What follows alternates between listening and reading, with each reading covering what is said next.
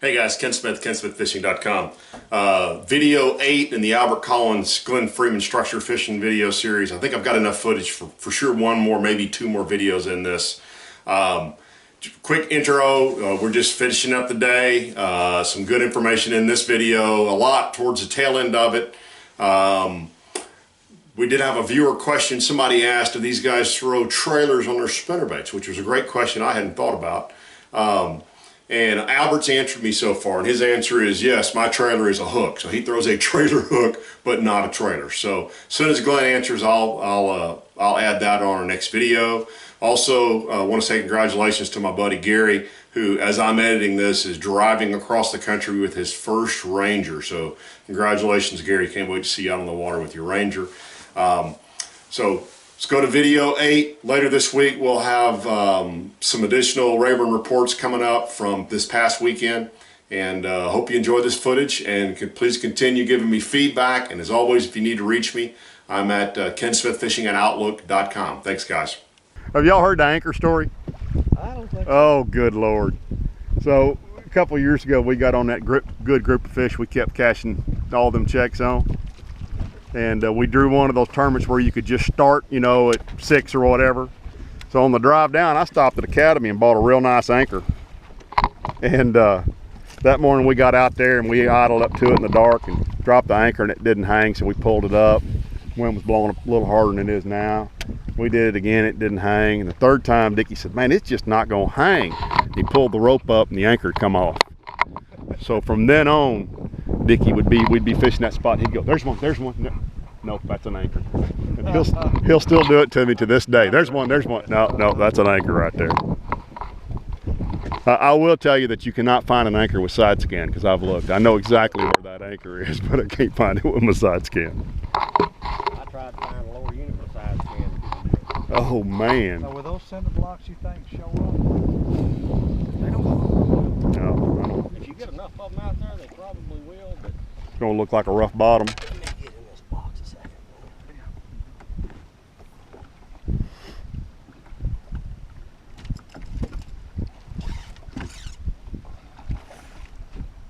Uh-oh.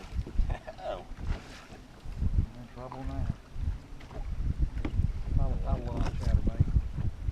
I love them. This is actually not even good. That thing has got so much more action than you chatterbait. Who is it, Albert? Delta, watch it thing. One thing I like about this, man, you twitch it and it'll just cut circles. It's called what? Thunder jig.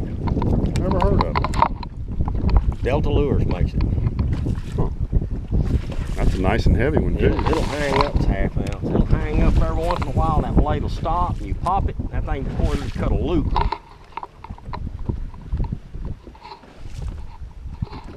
Whose chatterbait do you like, Glenn? The Z-Man. I mean, the new one, what do they call it? I haven't tried it. It's about 18 or 20 bucks, depending on where you buy it. But there's a difference. There's a difference, yeah. What's the most you've ever spent on a lure? Me? Yeah. 20 bucks. Albert, what's the most you ever spent? I don't know, I'm trying to think what would have been. Got to be a big swim bait, isn't it? Yeah. I bought a couple of swim baits that was 30 plus. Yeah. How much is that Cantrail? How much is it? Entry. Yeah. You know, the swim bait. Uh-uh. I think that's the most expensive one I bought. I have spent over 20 bucks. I believe it's about 30-something dollars, I think. I bought the best looking, gigantic, multi-jointed bait for about 50 bucks off of eBay. It took like 2 months to get it, and I've still never caught a fish on it. But gosh, it looks good. It was hanging off the mirror of my truck. I don't even know where it is now. You know, the little Yellow Magic deal first started, I wasn't going to pay that much for a freaking top water bait. And I kept thinking, there ain't no way that Yellow Magic will catch me more fish than a pop-off. Yeah. Until I got my butt handed to me a couple of days in a row, and I went and bought me a Yellow Magic. Now I don't understand why. But I agree with that. I got a bunch of them that got no paint on them anymore. Oh, there we go. Look at here. There we go. So that is a lesson in keeping an open mind. I may not show the video footage of it, but we saw a fish chase. How many of them you got? Look, He's got one. and he stopped, got in the rod box, made Glenn get out of the way. Glenn was minding his own business. He said, "Get out of my dang way." Picks up that chatterbait and catches a chaser out here in 30 feet of water.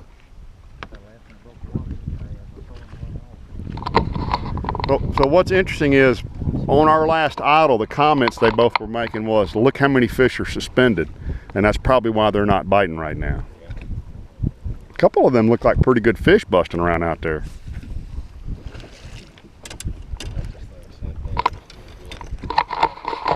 I want it noted the commitment I've made to give y'all a good video, that they're schooling around us and I've not picked up a rod. Yeah. I told them earlier, it's the longest I've ever been on Rayburn and not made a cast. So, by the way, funny thing here, these guys both fish easily between them 200 days a year. More than that. Do you like catching fish? Love it. Love it.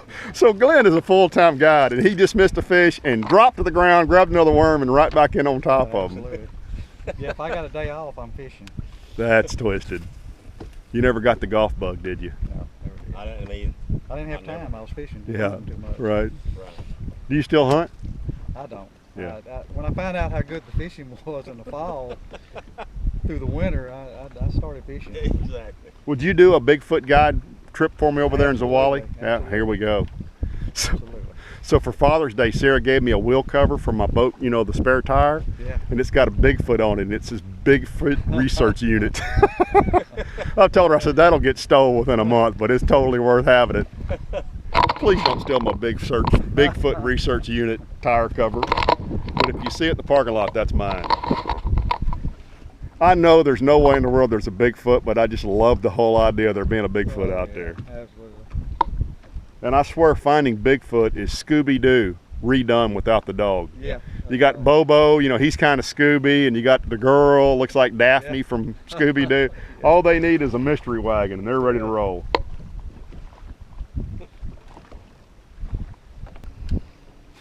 I want to catch a fish or two. Though. Yeah. I have to go up yonder. I got another spot we need to stop at too, just to see. I haven't jacked with it. You're like me. Even on the days when I'm out there looking, searching, hunting, and getting ready for a tournament or anything, after so long, I got to stop in someplace. Someplace. Just get your string pulled, Yeah. you know. You do need the confidence. Yeah, you need something. Little bite.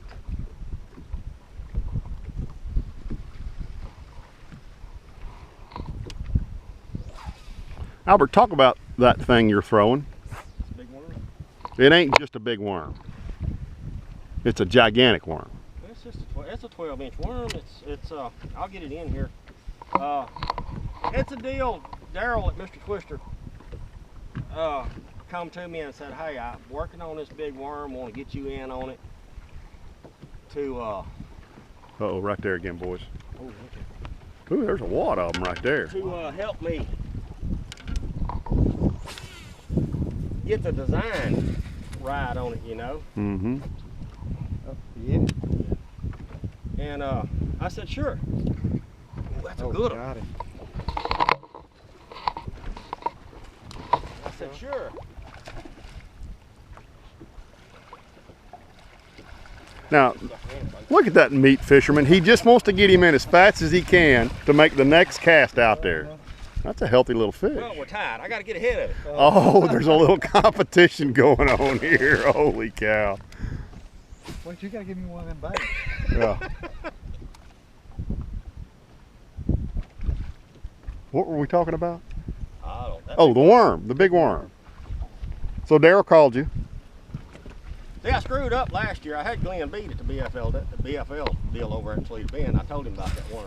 Dang, he didn't beat me on it. Did you really? But it got one on that worm. Yeah, that's right. That was kind of my thought about it. But no, anyhow, Daryl come to me he'd been working on this worm and wanted me to play with it and help him get it right. Because you know, he had a couple little things. Was it that big a worm to start with? Yeah.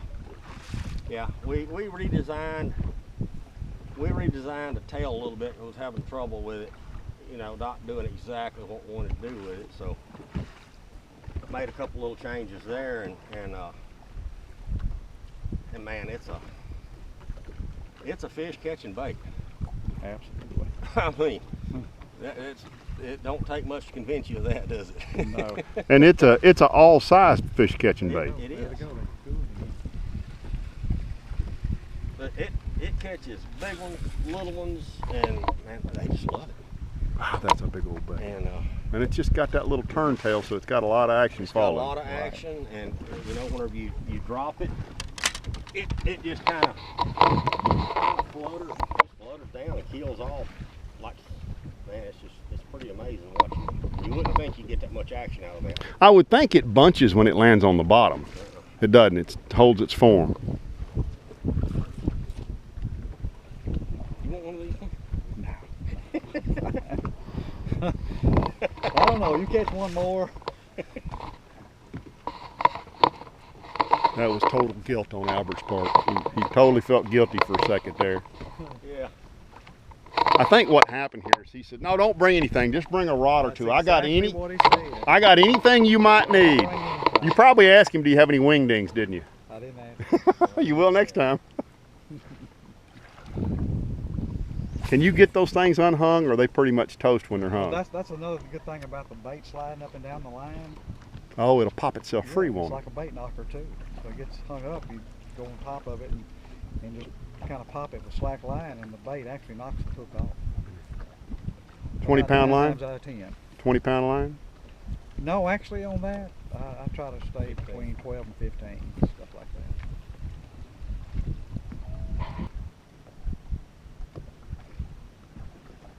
that. Do y'all ever find good structure because there's fish schooling on top of it? Yep, absolutely. I don't see a bunch of schooling on Toledo like I used to. It's kind of changed over there a little bit. Occasionally You don't see it here like you used to. Yeah.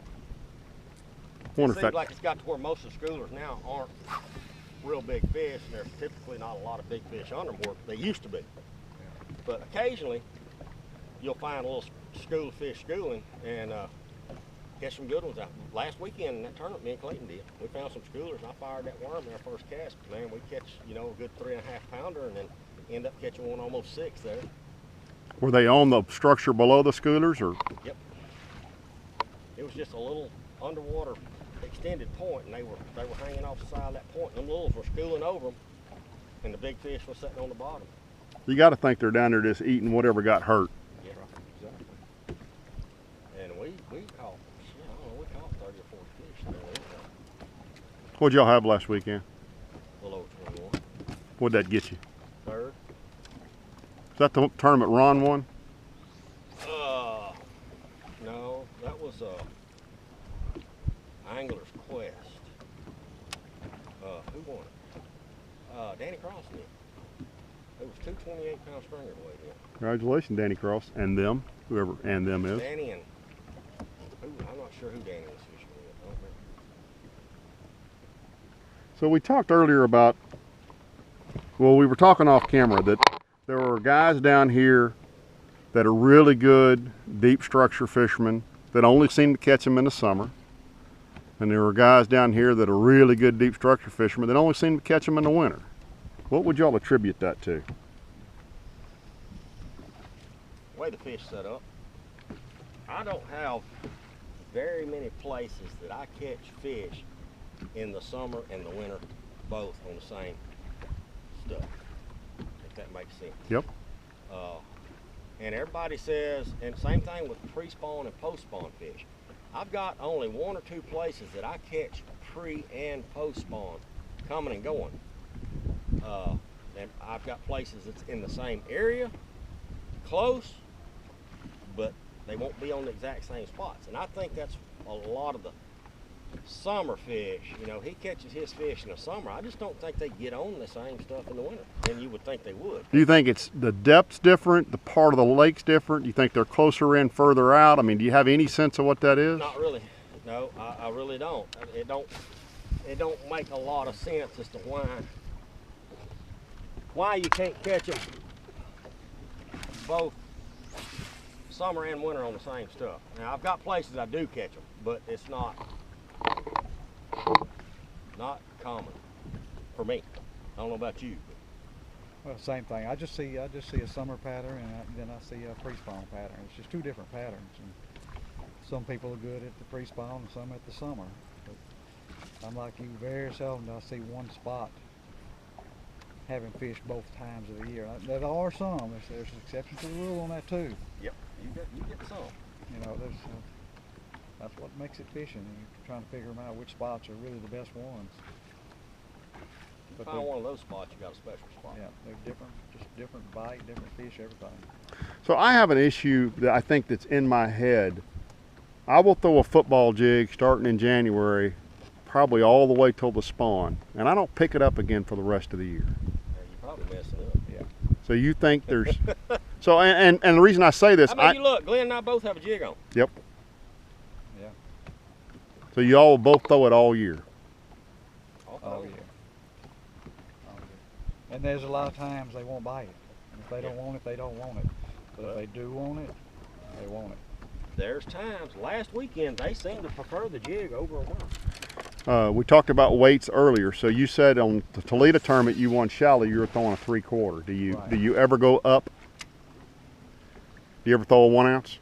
Yeah, I do. I used to more so around when we did have some grass up on the north end, or if I'm grass fishing, you know, I want to get it down there in the grass. But generally speaking, like I say now, I really don't fish any grass, so I stick with a 1/2 or 3/4. Albert? Very seldom. Always 3/4? Usually 3/4 or 1/2. 3/4 and a half. So you go down. Yeah. And a lot of that's depending on the depth. Out here, you know, I'm throwing a 3/4. Of course, I'm, you know, trying to fish this thing out in deeper water. Now, a lot of times if I'm fishing 8, 10, 12 foot of water, I'll throw a 1/2 ounce some, but mostly a 3/4. So, and I know there's different circumstances, you do both, but do either of you regularly trim the skirt and or fool with the weed guard? Not very often. Yeah. Today's jigs come pretty well tuned up and ready to go. Occasionally if I see one, you know, that I need to trim a little skirt or something, I will, but don't do much anymore like we used to. You still sharpen hooks much? Very seldom. They're so You know, sharp if now. it gets dull, I get another jig. Yeah. That's me. Yeah.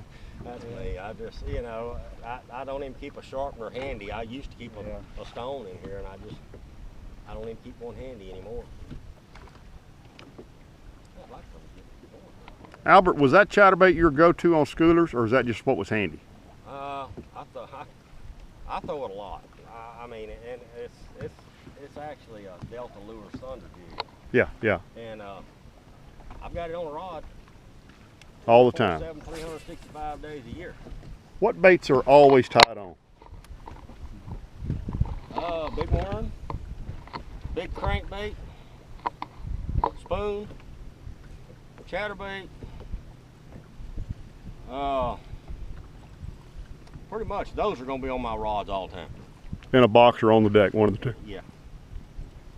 Glenn? Well, of course, the rinky-dink or wingding's what's called now and everything. That's year round. I've always got one tied on, just with stuff like this here.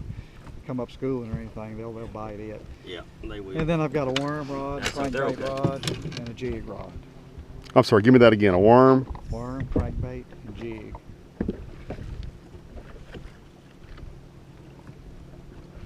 Whose football jig are you liking?